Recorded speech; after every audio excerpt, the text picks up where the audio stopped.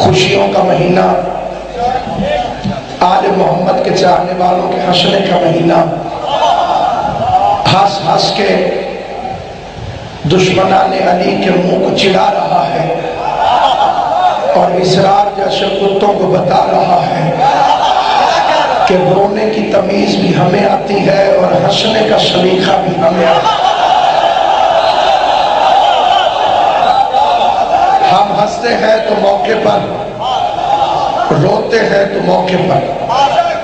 ہمارے بچوں کو بھی پتا ہے کہاں ہنسنا چاہیے، کہاں رونا چاہیے۔ ہم منحوس بڈھوں کی طرح غار میں رونا نہیں شروع کر دیتے۔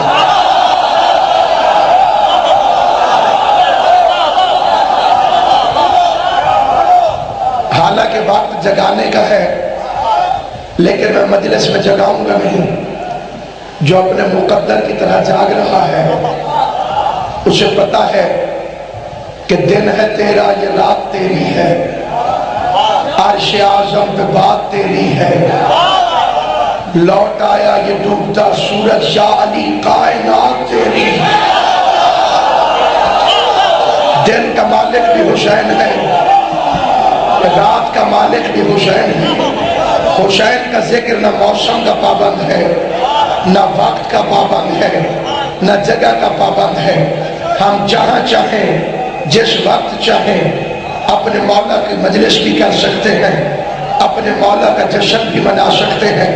پوری دنیا میں عرش سے لے کے فرش تک، بندوں سے لے کے اللہ تک حسین کے آنے کا جشن منا رہا ہے۔ لائٹیں لگ رہی ہیں، اللہ نے بھی لگائی ہوئی ہیں، فرق یہ ہے وہ سورج اور چاند کہتا ہے، ہم اسے بلب اور مرچیں کہتے ہیں۔ یہ مرچیں ہمارے لیے لائٹیں بن جاتی ہیں، دشمن علی کے لیے مرچوں کا کام دیتی ہیں۔ تھوڑا جا کے اس کا جگر بھی جلاتی ہیں، اس کا کلیجہ بھی جلاتی ہے۔ ہم نے 12-14 مانے ساروں کی ولادتیں منائی جاتی ہیں، تم نے بے شمار مانے کسی کی ولادت نہیں منائی جاتی، اس لیے کہ ولادت اس کی منائی جا سکتی ہے جس کی ماں کا کردار بتانے کے قابل ہو۔ جن کے پاس ولدیتیں ہی موجود نہ ہو وہ ولادتیں کیسے منا سکتی ہیں؟ خدا کی قسم ہم حیدر سے لے کر کلندر تک،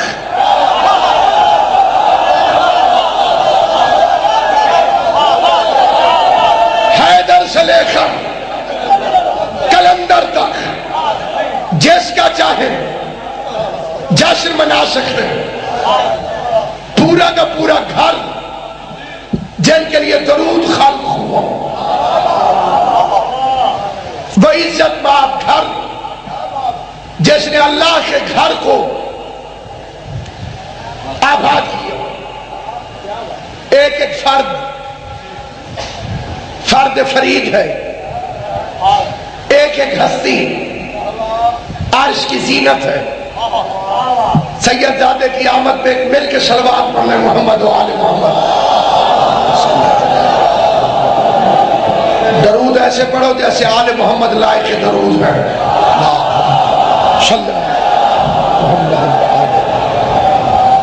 ایک دفعہ سارے شریک ہو جاؤ، مل کے صلوات پڑھ لو محمد و آل محمد۔ اجازت سرکار سامعین گرامی اکات پر کائنات آدم و عالم میں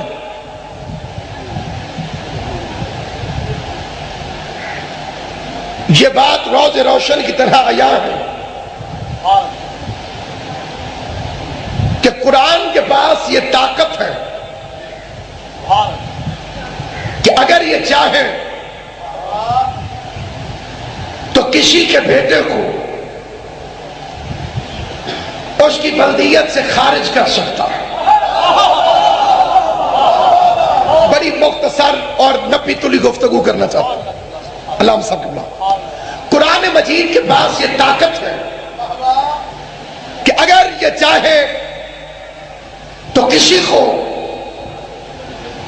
اس کی بلدیت سے خارج کر سکتا ہے۔ چاہے تو کسی کے بیٹے کو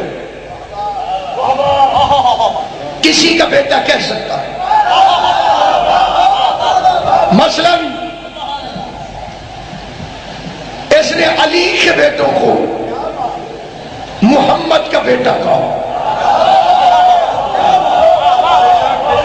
بیٹے ہیں علی کے، لیکن آیت کہتی ہے بسم اللہ الرحمن الرحیم. کوئی حافظ قرآن تشریف فرماؤ، کوئی منبر پر قرآن لانا چاہے، فمن حاجک فیہ من بعد ما جاءک من العلم فقل تعالوا ندعو ابناءنا وابناءکم ونساءنا ونساءکم وانفسنا وانفسکم ثم نبتہل فنجعل لعنۃ اللہ علی الکاذبین.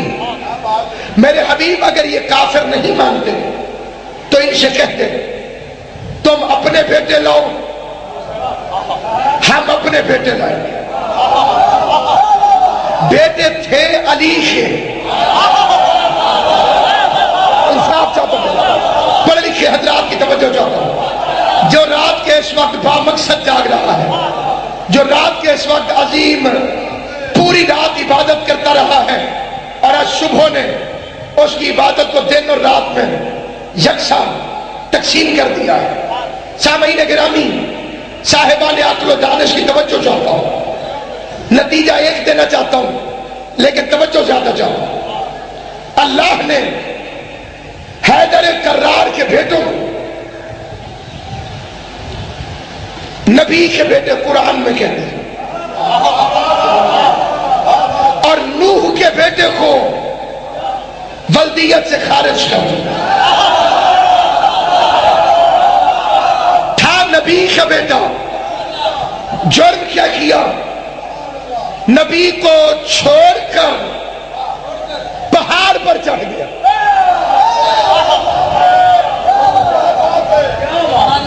کائنات آدم و عالم کا پہلا کافر ہے نوح کا بیٹا، جس نے سنت قائم کی. نبی کو چھوڑو،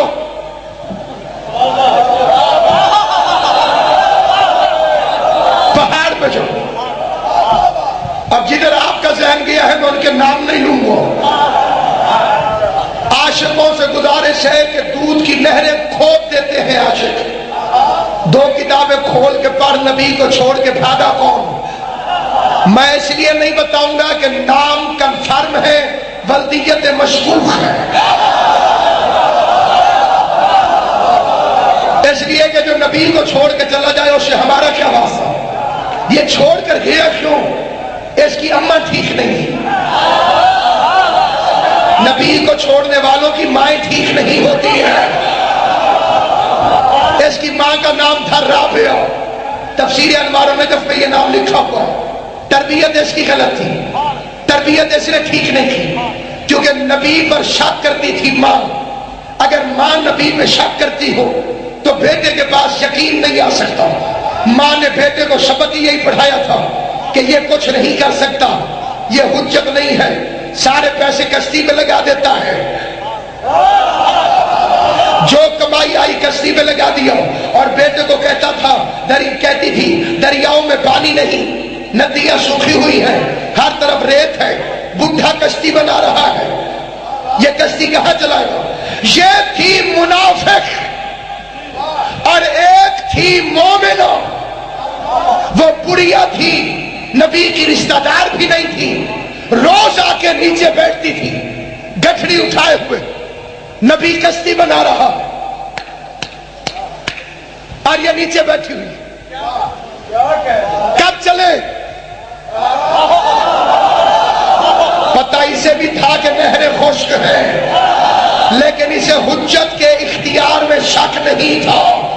ایک دن اس کے خلوص کو دیکھ کر اللہ کے نبی حضرت نوح نے فرمایا تو اتنی دور سے چل کے نہ آیا کر، تکلیف نہ کیا کر، پتہ نہیں کشتی بننے میں کتنی دیر ہے، اللہ کا حکم آئے گا، پانی کا طوفان آئے گا، پھر میری کشتی چلے گی. تو اپنے گھر میں انتظار کر، تیری نیت اتنی سچی ہے، میں وعدہ کرتا ہوں جب طوفان آئے گا تو میں کشتی موڑ کے تجھے سوار کر کے پھر روانہ ہو جاؤں گا. لیکن جب طوفان آیا نوح مصروف ہو گئے بیٹے میں، نالائق کو بلانے میں۔ قرآن کی قسم تاریخ دیکھو، اتنا مغرور تھا نوح کا بیٹا۔ نوح فرماتے تھے آ جا، منہ سے بھی نہیں بولتا تھا، دور جو کھڑا تھا، یہ بیچارے تو چیختے تھے آ جا، اور وہ پہاڑ سے کہتا تھا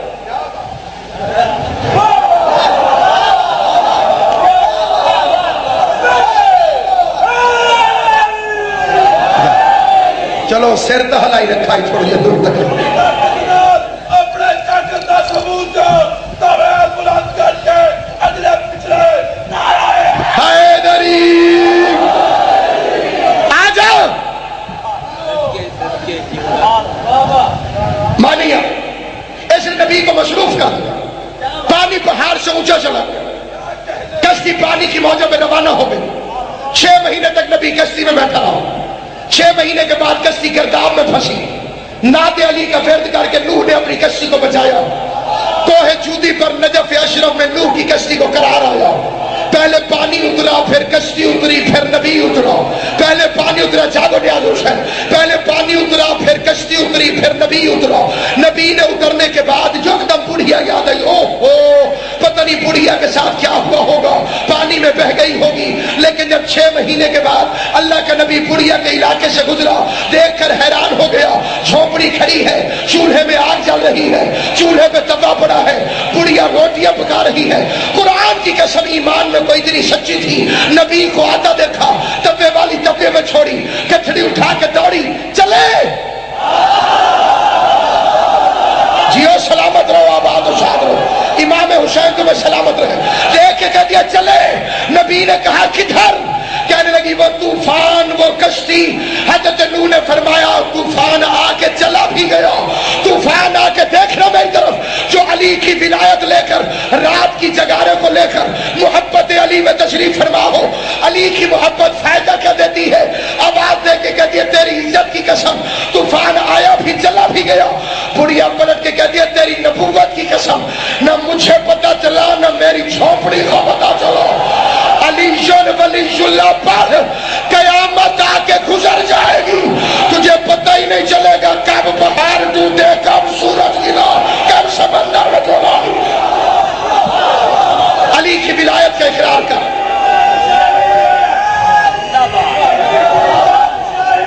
بے شک سلامت ہو، بے شک جس کا ایمان ہے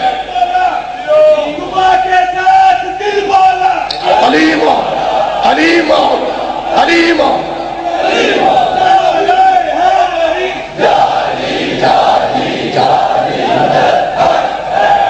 تو پتہ چلا کہ قرآن اگر چاہے تو کسی کو کسی کی بلدیت سے خرچ کرے، اور اسی قرآن نے علی کے بیٹوں کو، نبی کا بیٹا کہا۔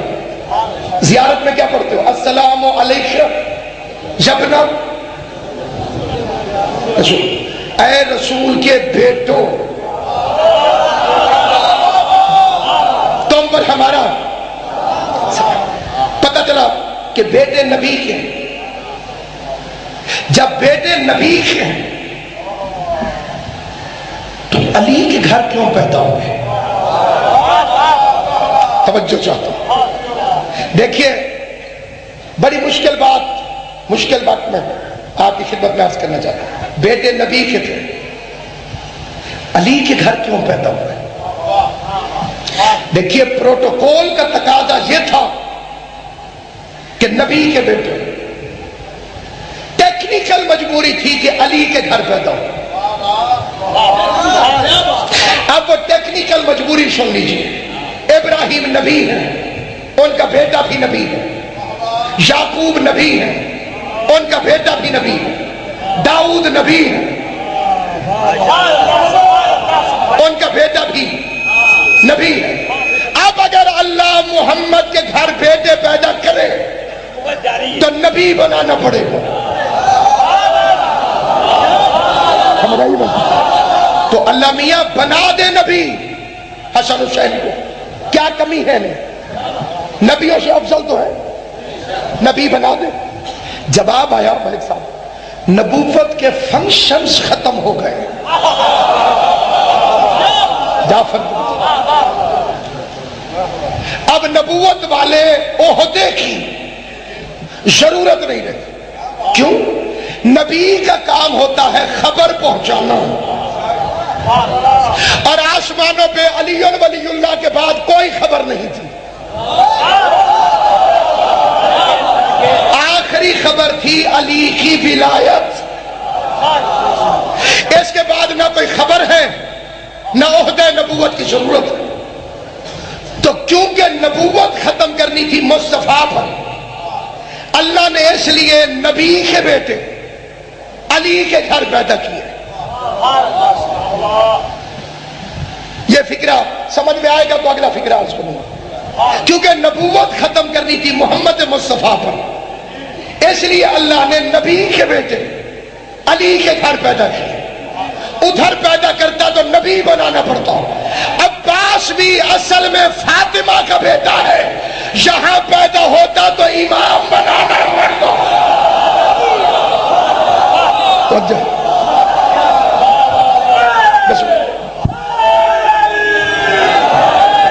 عباس بھی اصل میں بی بی فاطمہ کا بیٹا ہے،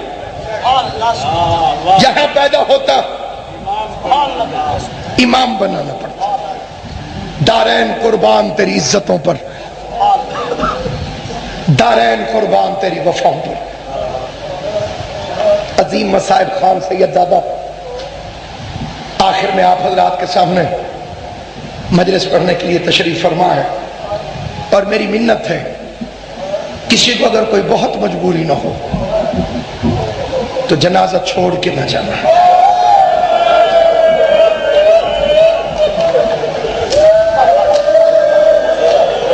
قصر علی ہے، پل بغداد نہیں.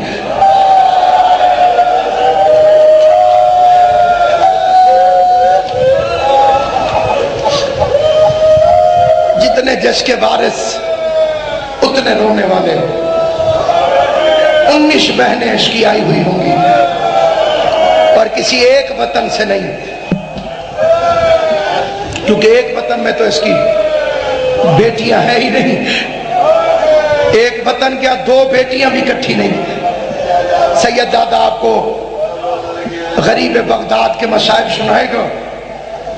میں آج صبح کے مصائب کے 2 فکرے پڑھتا ہوں. شعبان اور مصائب کوئی جوڑ تو نہیں ملتا، لیکن یہی 10 شعبان تھی. مدینے کا شہر تھا، ہاشمیوں کا محلہ تھا، سادات کی حویلی تھی، زہرا کا گھر تھا، رباب کی گود میں سکینہ نازل.